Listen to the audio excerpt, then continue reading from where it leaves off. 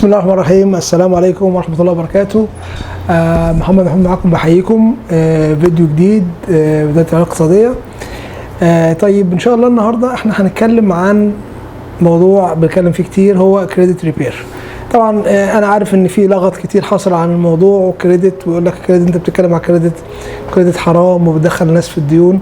طيب انا بس باختصار احنا عايزين نقول ان احنا بنساعد الناس ان هم يخرجوا من الديون، وان هم يقدروا ان هم يخططوا لحياتهم بشكل يعني مظبوط فاينانشالي.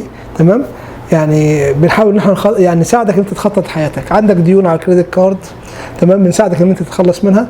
عندك كريدت سكور قليل، بنساعدك ان انت ترفعه. تمام، عندك مشاكل مش عارف تشتغل ازاي على الكريدت فيه مشاكل مش فاهمه. بدأت تحس بأهمية الكريدت لما جيت تشتري بيت ولقيت نفسك مش قادر، او لقيت جيت تشتري سيارة لقيت نفسك بتاخد رفض او بيدوك ريت عالي، جيت تأجر مكان عشان تسكن لقيت نفسك مش مقبول. تمام، حبيت انت تشتري حاجة فرنتشر او كده ولقيت نفسك مش قادر تاخد البنفيت بتاع ال 24 مانثs بدون انترست.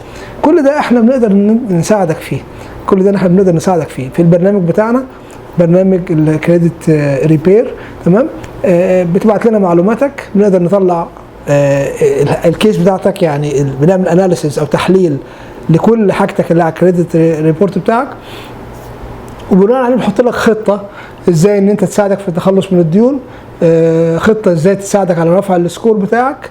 تمام، وبنساعدك ان انت كل الاسئله بتاعتك بنجاوبها. كل الكلام ده ممكن يكون في خلال من 3 ل 6 شهور على حسب الحاله بتاعتك. فده يعني السيرفيس اللي احنا بنعملها وبنساعد فيها ناس كتير. فانت لو انت شايف ان انت محتاج السيرفيس دي، اتصل بينا على التليفون الموجود.